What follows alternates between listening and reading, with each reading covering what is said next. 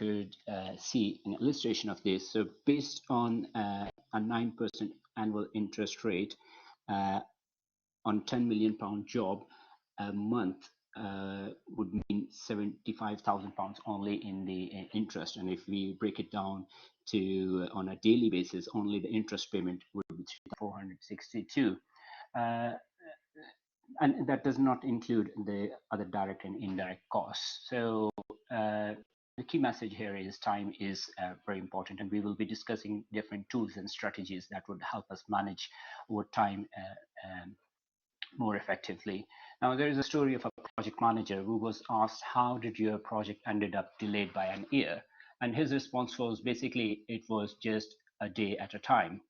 So we needed to develop a culture where we are conscious of the importance of time and are actively seeking ways to reduce time while ensuring other golden triangle objectives like time, cost, quality, safety are being met. Now, experience tells that if you're not consciously managing the time, and then possibly other project objectives could go down the drain. So in terms of different levels of planning, there are various levels. So we start by master schedule, which helps us develop a big picture overview of the project, down to the phase scheduling, which helps us develop a clear understanding of various phases of the project with clear milestones and networks of commitments. And then we see examples of very good collaborative planning practices particularly within highways community, things such as 6-week look aheads, which helps us establish a network of commitments, then weekly work planning, and including things like percentage plan complete and daily huddles. So the scope of discussion today is to focus more on critical path planning and how does it fit into this big picture.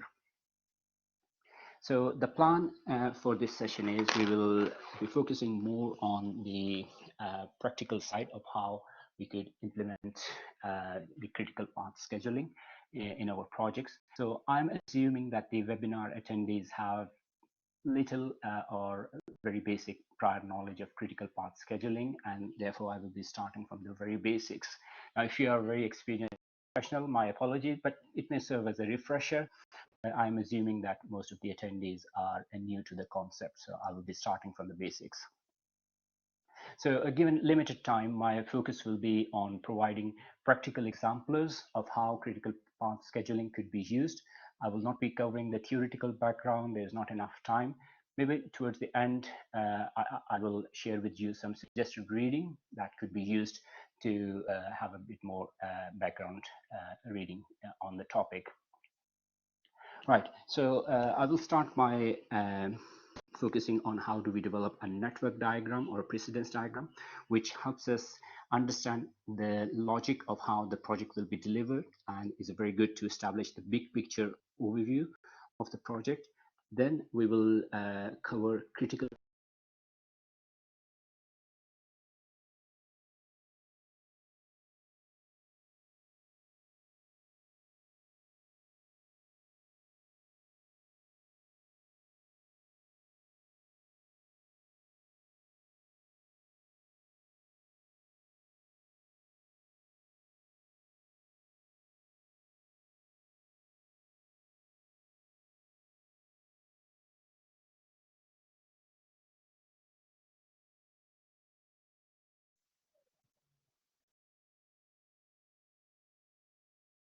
Just bear with him, he's just going to jump back on again now.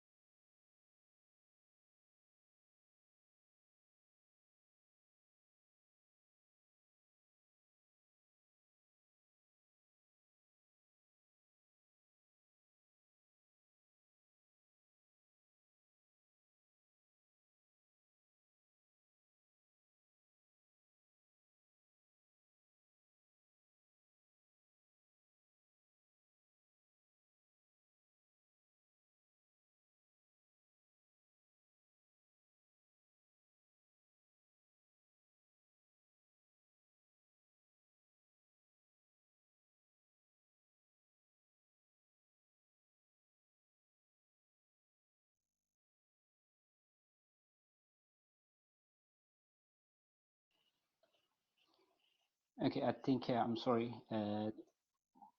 Might be some issues. So I hope you can hear me fine. I can hear you, Zishan. At the Okay, minute, we just perfect. can't see your screen. Yeah. Okay.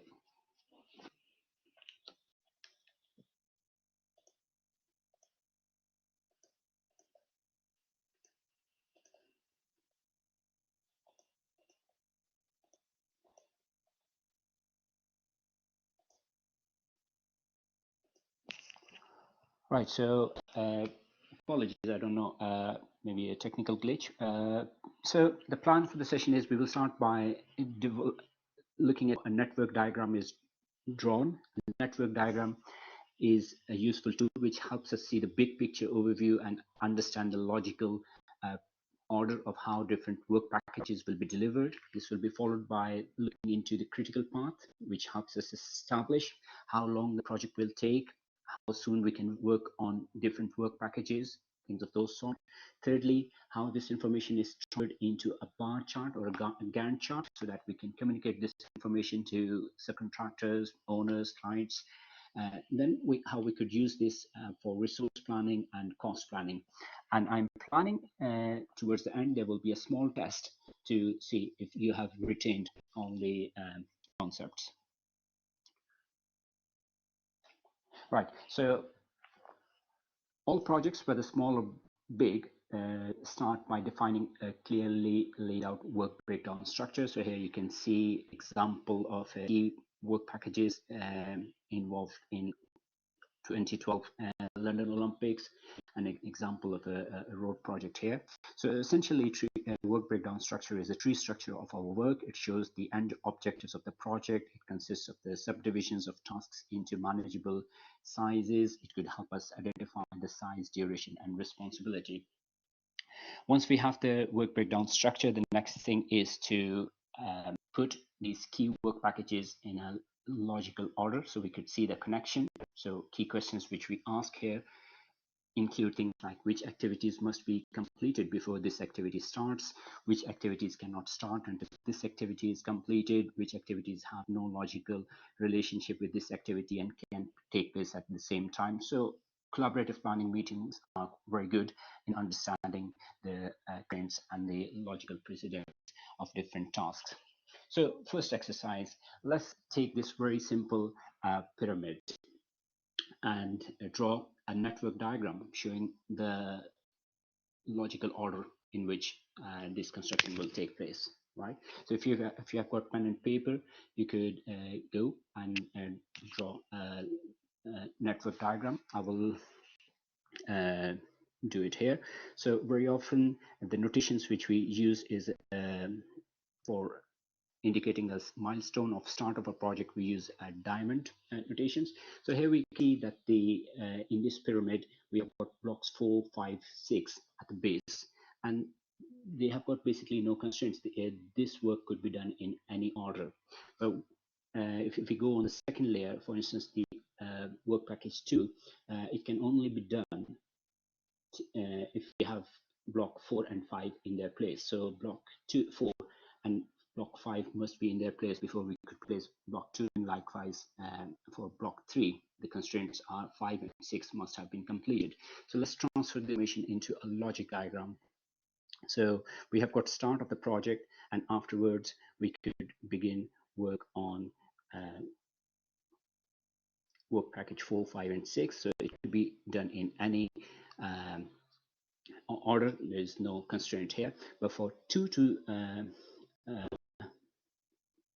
commence, we should have completed work package 4 and 5, and likewise for block 3 to be laid, we should have block 5 and on their place, and last activity here is block 1, which could only be done.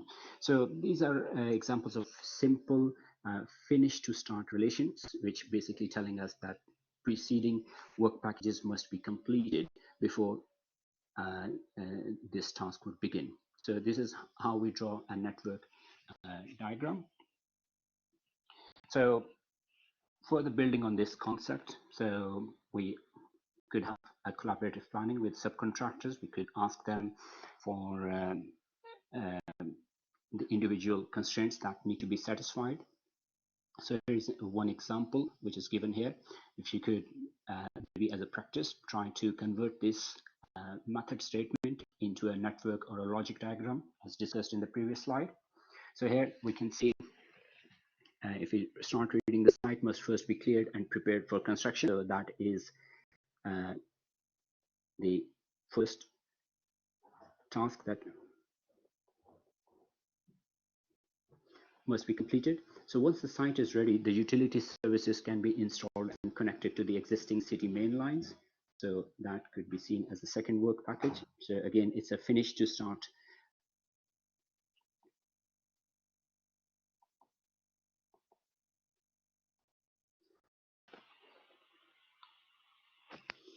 Activity.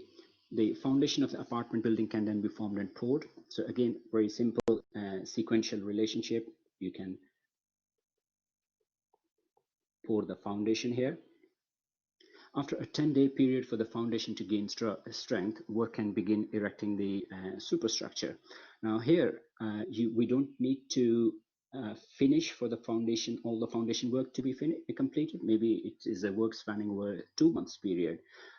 All we have to do is leave a time lag of 10 days before we could begin work on the superstructure. So it's a different type of a relationship, which is not a finish to start, but start to start with a lag of 10. So after the work on foundation has begun, we could begin work on superstructure. Work can begin on the interior one floor after the work on the exterior. Work on the exterior of the building can follow 2 floors after the superstructure starts. So here, basically, the exterior subcontractor is telling that they don't need for the superstructure to be finished. Again, it's a start to start relation with a 5 days time lag, and then we can commence work on exterior. Work can begin on the interior one floor after the work on exterior starts, which should be another 5 days. So this again is an example of a concurrent work taking place. So not a sequential finish to start, but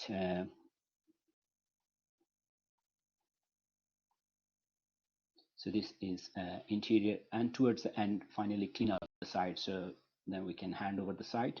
So clean up, which is the last activity, and before we could work on this, all the preceding activity must be finished. So this is another example, and now I hope you have a very clear understanding of how we convert a method statement into a network or a logic diagram. So most of the software tools available for scheduling do support these sort of activities, but usually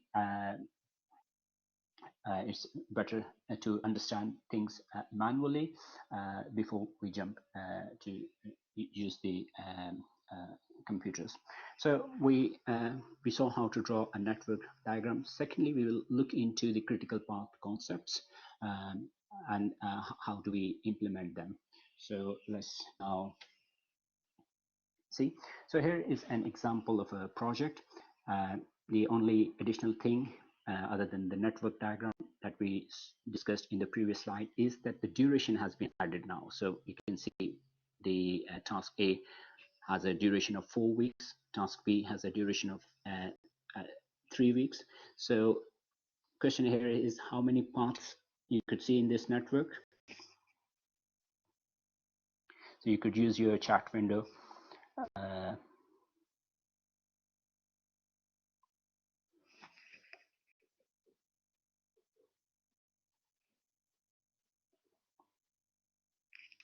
So essentially, we can see 3 paths here. So there is a path A. The next question is which one of these paths is a critical path?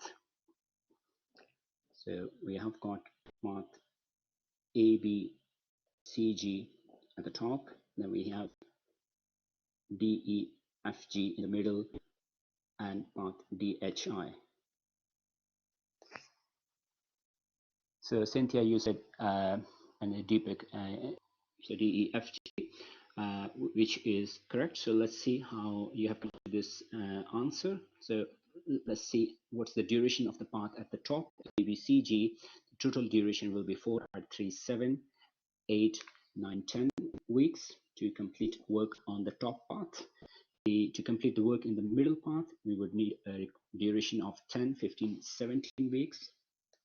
And to complete the bottom part in our network, duration will be 11 weeks. So of this, the longest path is DEFG, which is the critical path. So if we get asked how long we will take to deliver this project, our answer will be 17 weeks. So the critical path here is DEFG, and the duration of critical path is 17 weeks. So this path running through our project is a critical. So all activities lying on this network are critical activities, which means that these activities have to be delivered on time. If there is a delay, so for instance, for some reasons, if we could not deliver this activity in 4 and it is now going to take 5, this means we can't deliver this project in 17 weeks. It is going to take 18 weeks now. So we have to be very much aware of activities lying on the critical path, and we have to make sure that they get delivered on time. However, other activities are non-critical, like ABHI. They would have some float into it, which is very important to know how much of a float it is. So we will discuss it subsequently. But basically, that critical path is the longest path in our network. Right. So how would you define critical path? So anyone would like to have a go at it? You can use your chat window to uh, give your definition of critical path.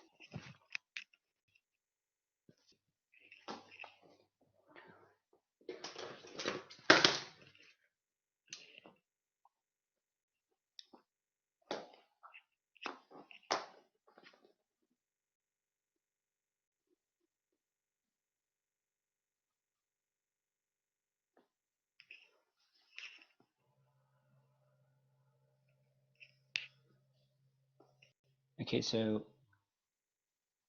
uh,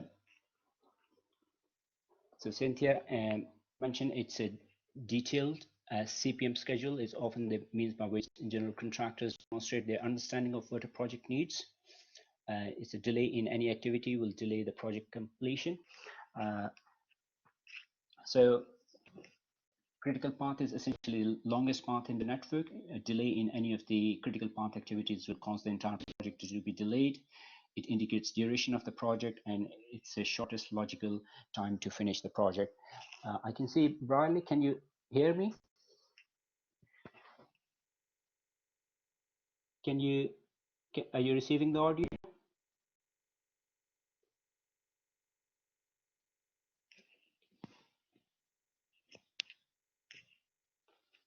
Okay, perfect.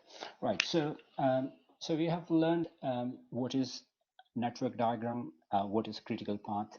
Now let's put this into practice by looking at a few additional examples. So firstly, we will look into deterministic project scheduling. So here it's called deterministic because we definitely have a deterministic time frame. So for instance, we have been told by this serving the site contractor and that this activity is going to take 2 weeks.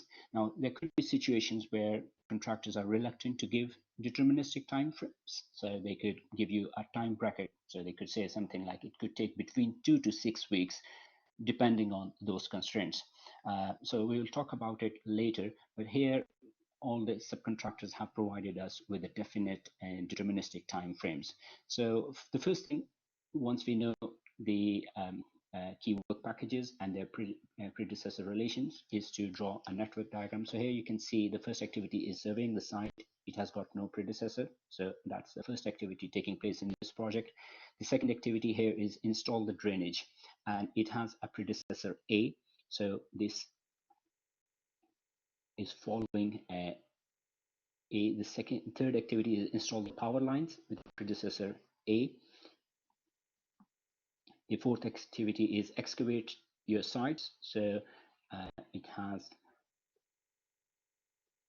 two predecessors, and the last activity is pour the foundation.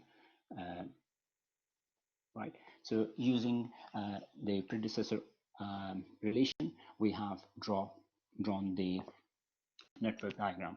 Next thing here is you can see the times for different activities are given. So we will use this to operation. So here is a slightly better view of the network diagram which we have drawn. Now, if we are using computers to schedule our project, we could specify the date when our work begins. If you are doing it manually, we assume that the project commences on day 0. So basically, it indicates the start date of the project, and the duration is given here. So basically, this box at the top helps us identify the early start time, and this box at the top here indicates the early finish if we are manually scheduling the project. So how soon we could begin work on different work packages, right? So it surveys the site. If we begin right at the beginning of the project, this will be done by week 2, and then we take this 2 to the subsequent activities. So basically, it means installing the drainage could commence after week 2, and as it's a 7 weeks activity, it will be done by week 7. Likewise, installing the power line would be done by 5. So here, activity D is what we often refer to as a merge activity. So it's merging two different paths. So either we could use 7 approaching from this direction, or we could use 5 approaching from the bottom path. Now, if we use 5, for instance, and that would defy the logic, because installing the drainage should have been completed. So we, while doing a forward pass, which we are doing right now, we always choose the largest of the two values. So it should be 7 and not 5. So this rule of thumb should be remembered, that once we come across a merge activity, is the largest of the two values that should be chosen. And then we would add the duration of the excavation of site. So this project will take 11 weeks to complete. And once we have it, then the early finish of the last activity essentially becomes the late finish of the last activity. So we move this, and now we would calculate the latest times. So early start times basically indicate how soon you could begin work, and the latest possible time is what is the other possible extreme, how late you could leave the work without having any impact on the project deadline. So doing the backward pass would help us calculate the late times for each activity, right? So excavation of site, what we would do is subtract this duration from the 11 weeks which we have in the overall duration of this project, which will give us a 7. So that is the early start and the late start, which will basically mean that this is a critical activity, and there is no float here. And then this 7 goes into the boxes over here. So this will become 7, and then we will subtract this 5 from 7, giving us an answer 2. We subtract this 3 from 7, giving us an answer 4. And then this is a merge activity. In a backward pass, if we have a merge activity, we choose the smallest of the two. So it's the opposite of the logic which is used in the forward pass. So we would be using 2 here and 0 here. So this way we have calculated the early times and the late times for all the activities in our project. The next thing is to calculate the float, or a slack.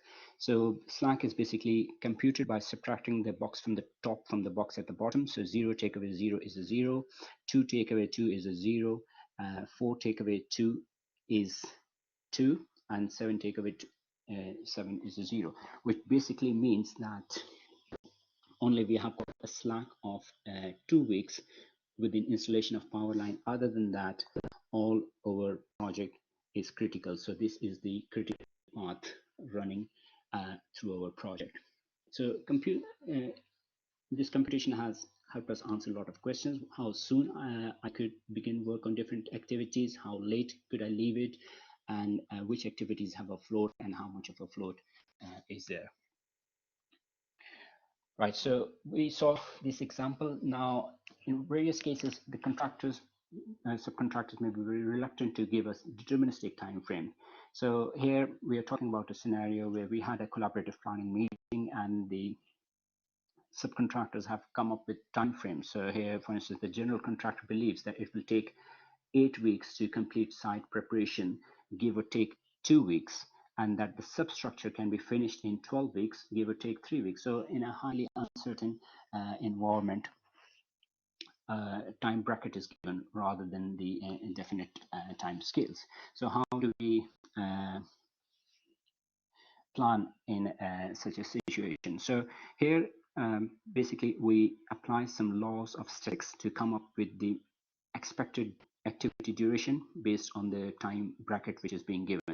So if we take first example, the general contractor believes it will take 8 weeks to complete site preparation, give or take 2 weeks. So we'll look at what is the most likely duration. So based on this input, the most likely is 8, but a worst case scenario is that it could be delayed by 2 weeks, which would be 10 weeks, and the ideal optimistic situation is that it could be delivered in a 6-week period.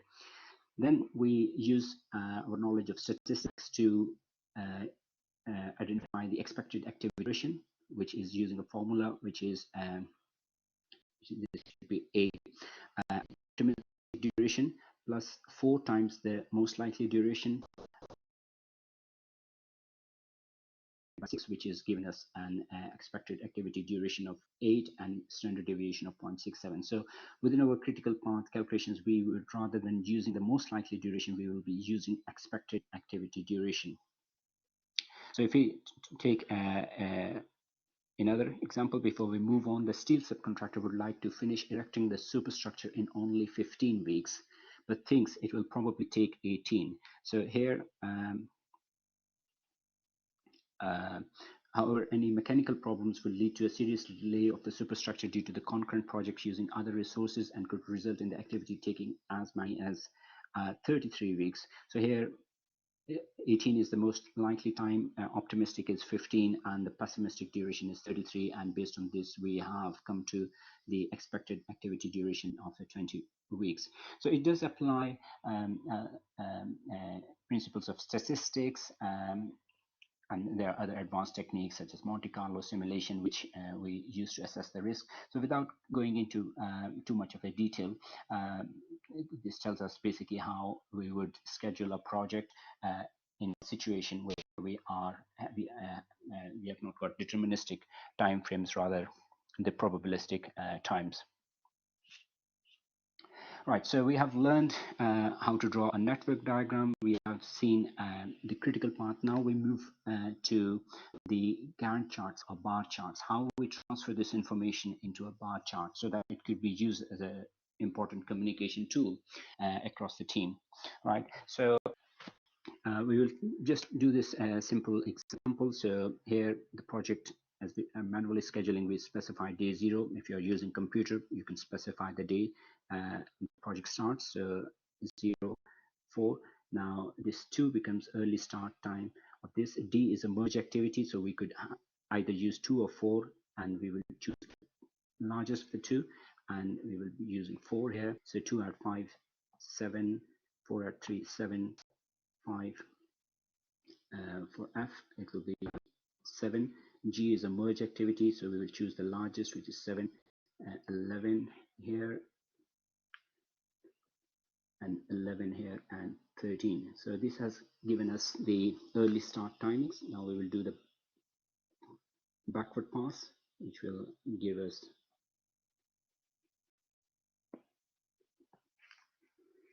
and this will be 7, 7 here as well, and this will be 9. 9 take away 5 is 4, 7, 4, 7 take on 1 is 6, and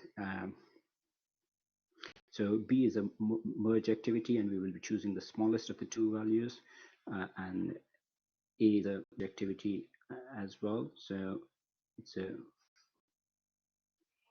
so once we have this, next we have to identify what is the float or slack.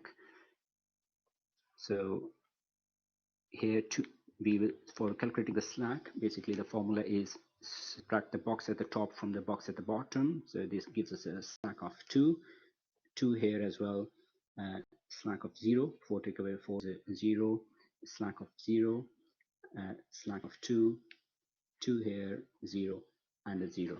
So based on this, we could see that we have got a critical path which is running through these activities. Right, so let's transfer this information into a bar chart. So essentially, we have the early start timings 0 and the late finish. So we have got, in principle, the time within this zone to deliver this activity, as it takes only 2 weeks. So we could work on 2 and have a float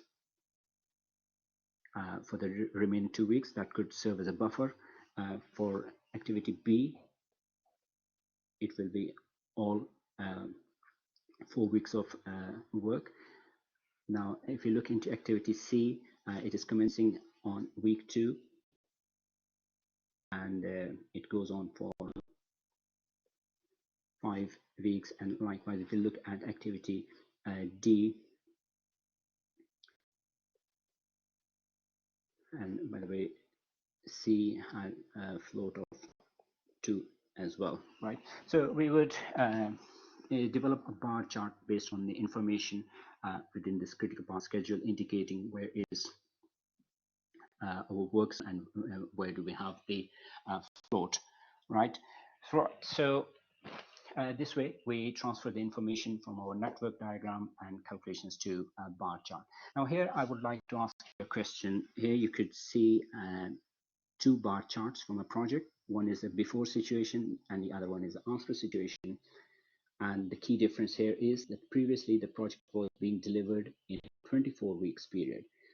And now in the afterward situation, it is being delivered in a 22 weeks. So we have saved 2 weeks of project time without bringing any risk. So can you figure out what has changed here that has saved us 2 weeks of time from this project?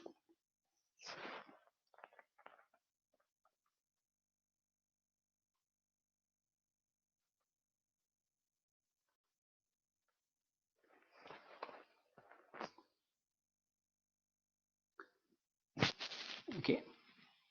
Right, so yes, Masood, you said you use the float. So here, basically, the only way to reduce the overall duration of this project is to reduce the critical path duration.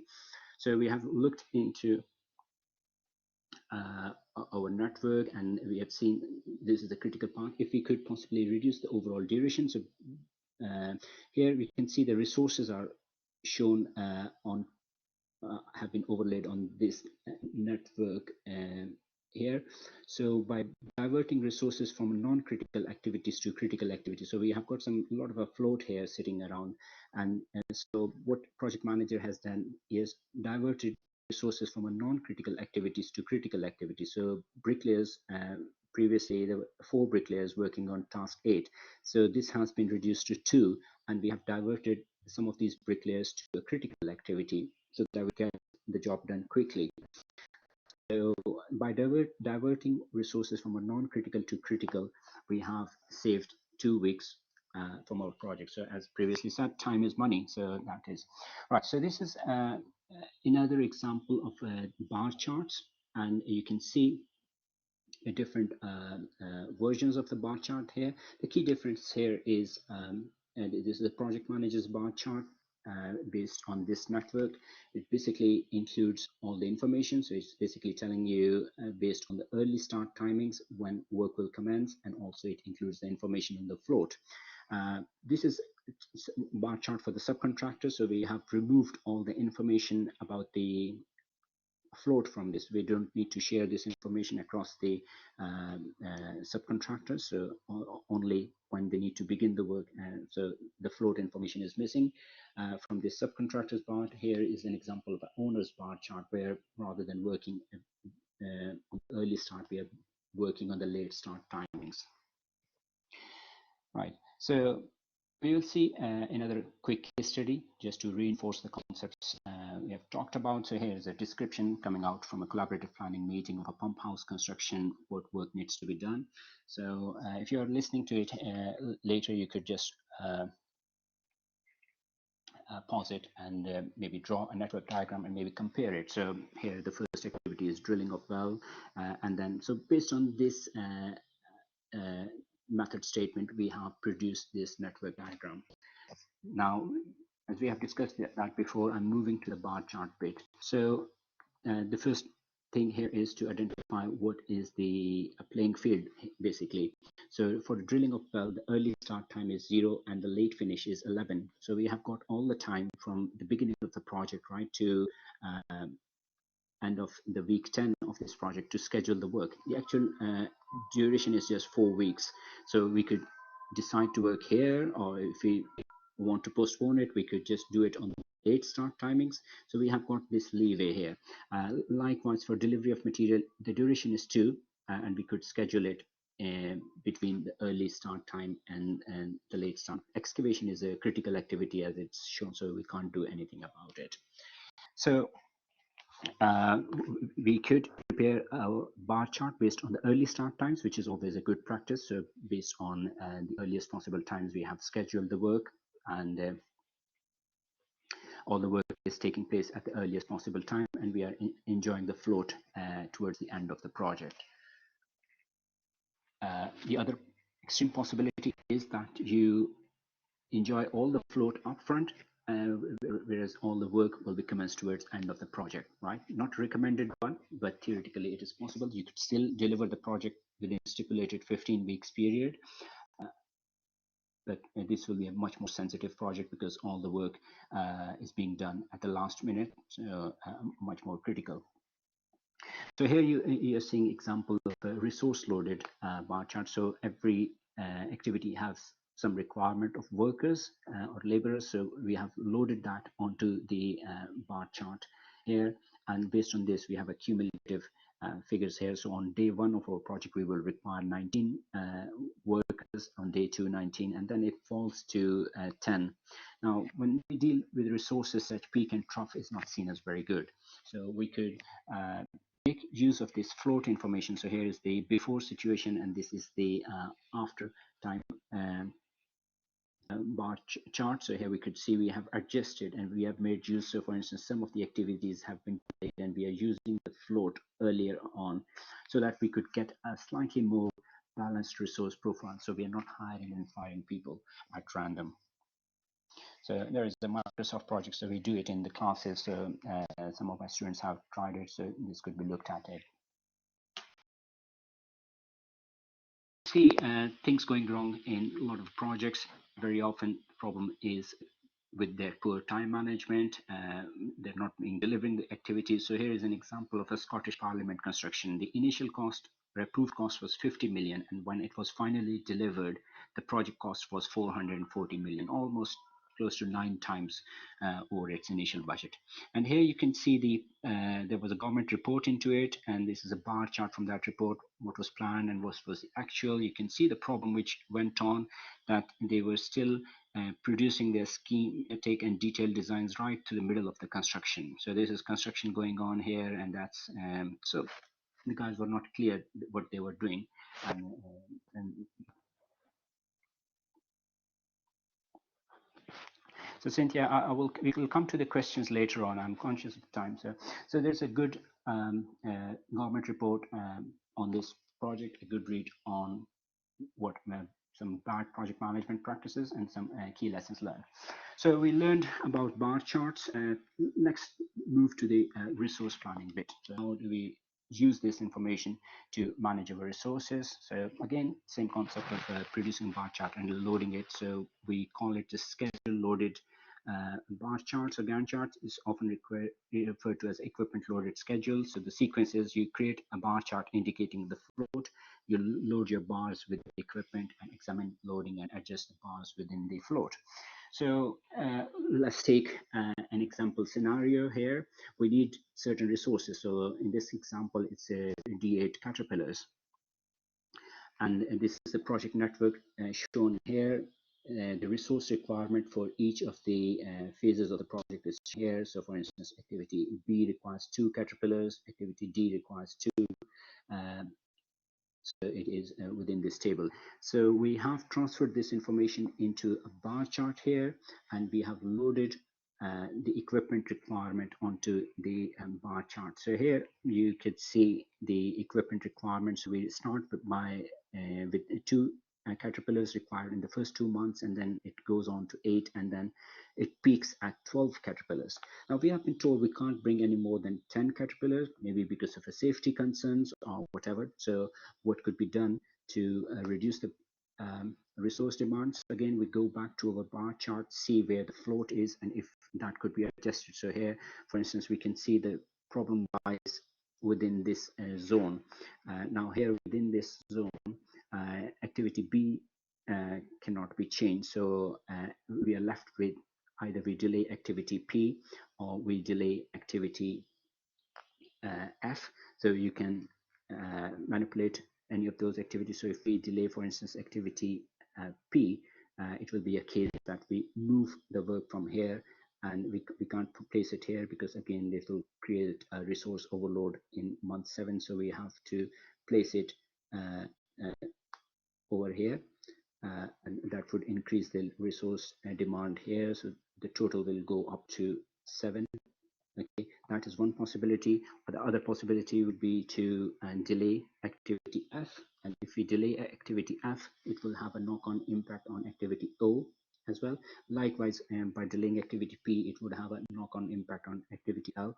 Right. So again, this is up to the management team to decide what is an optimal situation. So we do it in a class, and we have got into a situation where we could deliver this project with close to 9 caterpillars, so reducing the demand from 12 to 9. And if again it's possible, we could push the teams to bring it to maybe further down. But if that is the case, maybe we may have to compromise on the duration, because the duration will exceed. So different optimization situations could be explored. Now this is another point being made here, is that when it comes to resource histogram, we don't like too many peaks and troughs within the resource histogram. So here it could be equipment. We have to mobilize the equipment. There are charges associated with it. If it's people, it could be hiring and firing. So we have to explore how we could have a more leveled resource profile, and we could avoid those big troughs and peaks. So here in this situation, for instance, if we could remove this chunk, maybe if you divide activity C into 2 phases, potentially reduce the overall duration of the project. And so by breaking C into 2 different phases, we could now deliver this project in 12 weeks. Now, it may not sound as simple as that. Splitting an activity into 2 would mean additional cost, additional resources, but still that's something we can explore optimization opportunities such as these.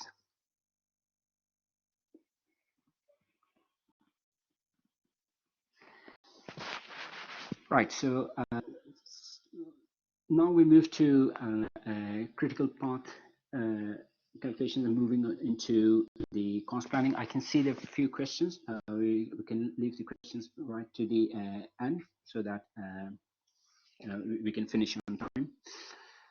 So in this slide, a rehash of the problem. We are working in a we are loading the bar chart this time, not with the resources but with the costs.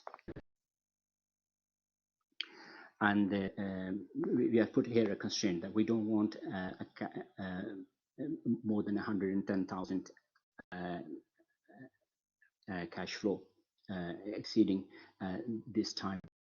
So again, we can explore different opportunities strategies to optimize. So here you could see we have got a overload problems where we are spending more than what we are allowed to spend. So we can see where the float lies. So activity B, for instance, is a critical activity, so we can't do anything with it. But activity P, for instance, has a good amount of float, and likewise activity F has got a lot of a float built into it. So we could use some of these to get the project back on track. So key things that we learned from this example is that float gives management team the ability to manage different types of resources.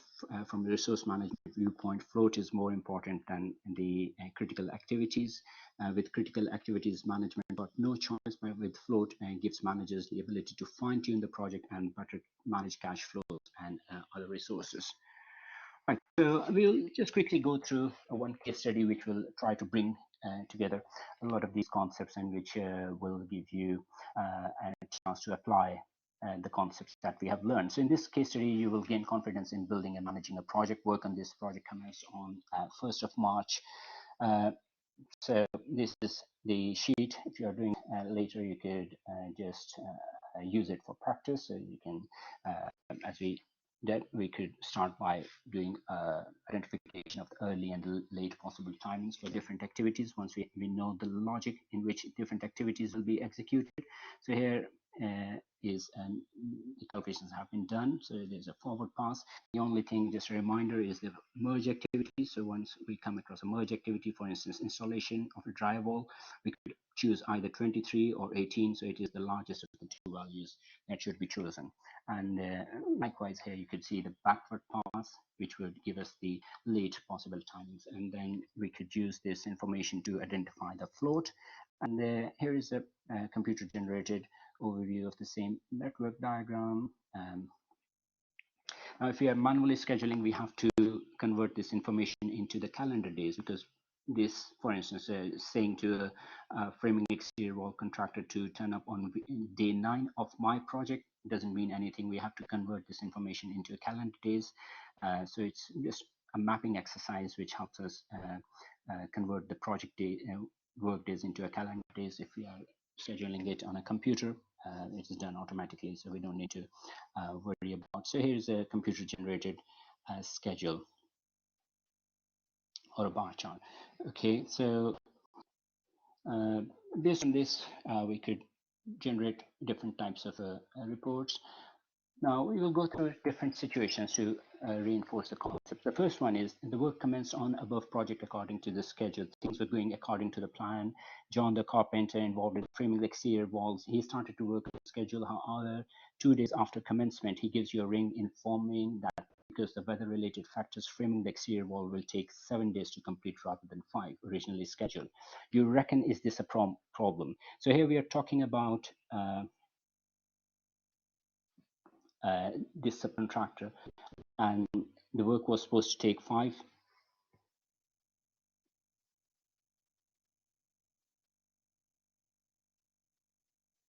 The work was originally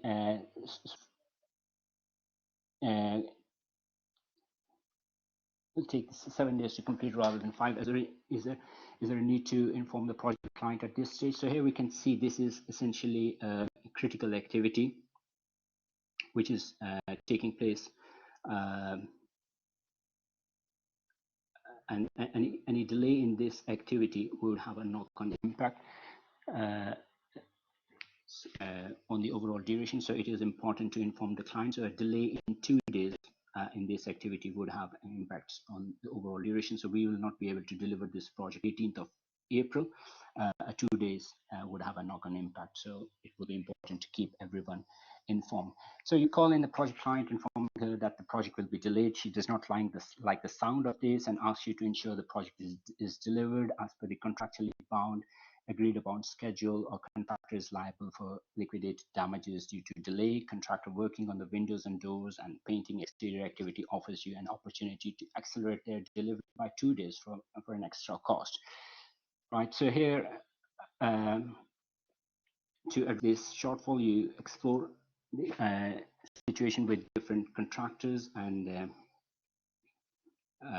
one of the option is to delay the activity windows and doors or painting the exterior by 2 days. Will that opportunity be worthwhile? So again, if we go back to windows and doors and painting the exterior, these are the two activities which are have the where the subcontractors have offered a possibility of accelerating activity, maybe at an extra cost. However, you can see none of these activities is a critical activity. So even if we expedite this work, if we accelerate it by bringing in additional resources, that is not going to make any difference. The project would still be delayed. So that will not be a worthwhile option. The only way to save the project and ensure that it gets delivered by 18th of April will be to attack one of the critical activities. So this is again something which could be explored with the subcontractors. Right, so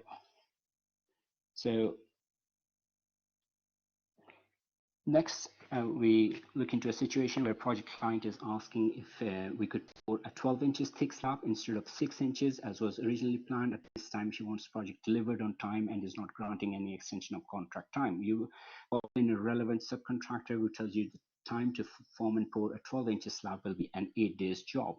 So will you still entertain client's request as a goodwill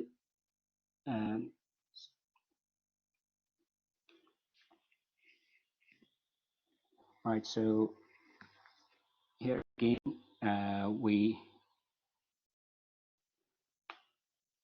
have to go back to our plan and look at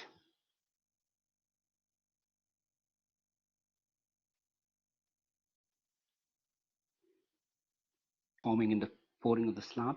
Now this is one of the critical activities, and any delay in this activity would have an impact on the overall project duration. So any changes in the scope initiated by the client could not be entertained, and that the time allowance is not being given. So politely, this request could be refused. Next, contractor working on installing the sliding activity started on time, but because of a delayed deliveries ended up taking 7 days to complete rather than 4, which were originally planned. Will this delay the project? And what actions? Installing sliding activities, we could go back to here. We could look into this activity, and we can see there is plenty of float available here. So a slight delay in this activity would not have any impact on the overall project duration. So the projects could still be delivered on time.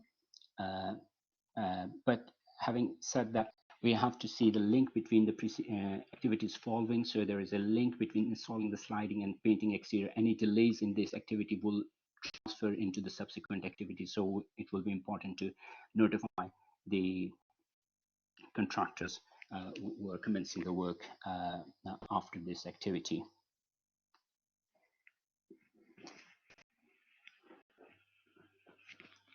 In this scenario, the project owner just calls you, he has decided to change roof shingles from asphalt to tile. You speak to relevant contractor who informs you it will take 7 days to install rather than 5 as originally planned. Will this affect the project completion date?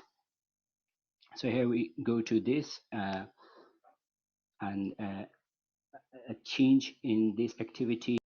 Again, we can see if there is a float available in this activity and whether we can accommodate it. And if there is any changes that have been agreed, it will be important to inform all the subsequent subcontractors who are working on this activity, right?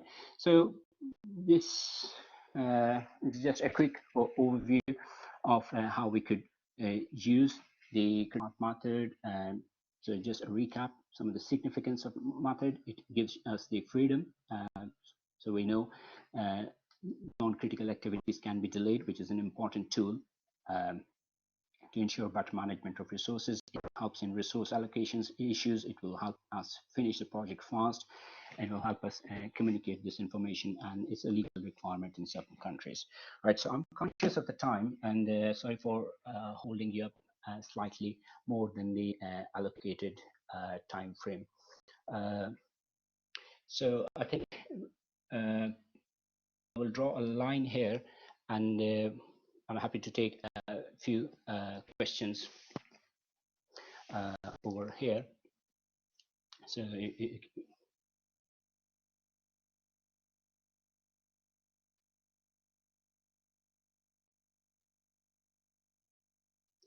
okay, so Dr. Sao, you question is a detailed CPM schedule is often the means by which the creators demonstrate their understanding of what a project needs. It is a useful in bidding the project. Do you think CPS should be used? So it depends how this tool is being implemented. So either we could just use it in the early project stages and a full stop, and then but it could be used as a live document where we establish clear baselines and want to ensure right to the uh, uh, weekly look aheads or daily level that and that principle and the times which have been agreed are implemented. So this traditional view that it is a one-time document,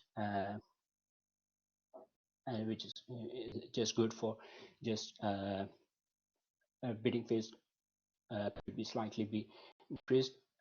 Peter, your question is, do you know duration forecast on actual data from the work studies? Yes, I think when we estimate duration of different work packages, this information has to be taken on board. So this would be based on the previous work studies.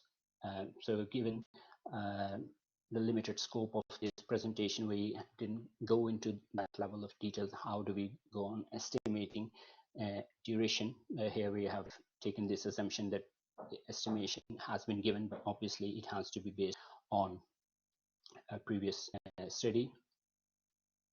So Steve, your question is why you think this is method is lean.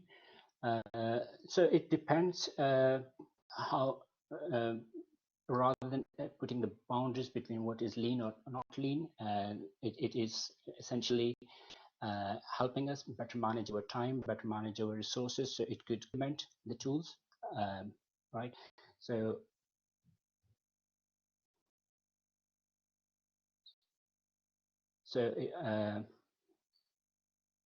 Dr. Louis is asking, CPM was a move from being a master planning tool to a site production tool.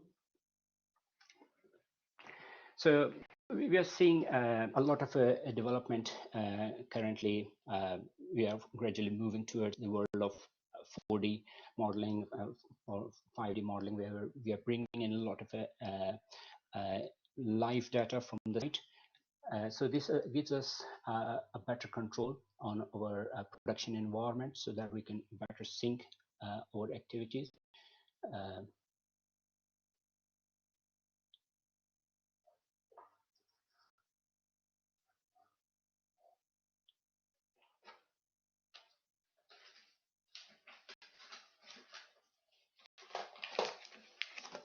So, Alan, the scope of this discussion was limited to a critical path. Now, within our production scheduling sessions, it is important to keep everyone informed of the work. So we have got different tools available, and obviously there are different monitoring strategies. So if the production schedules are not being fulfilled, we could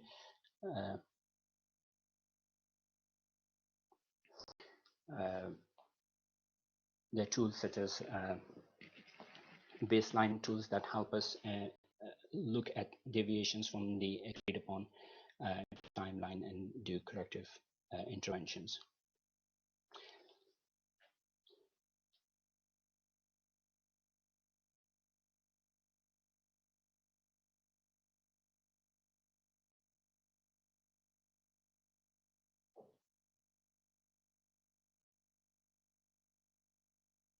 Okay, so I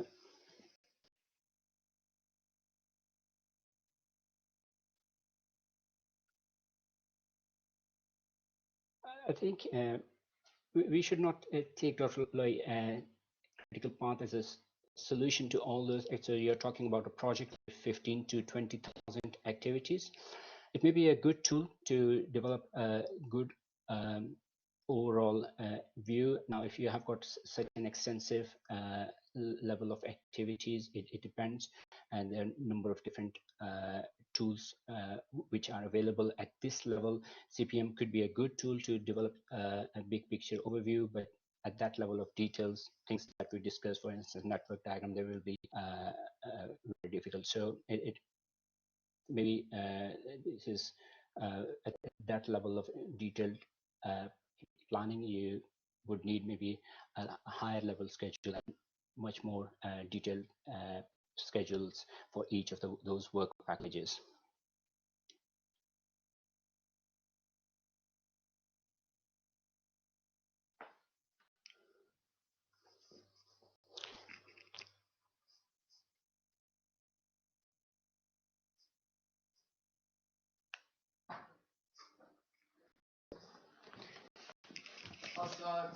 Okay, so thank you very much for joining in, and my apologies for the extra time taken. We will conclude this session at this point.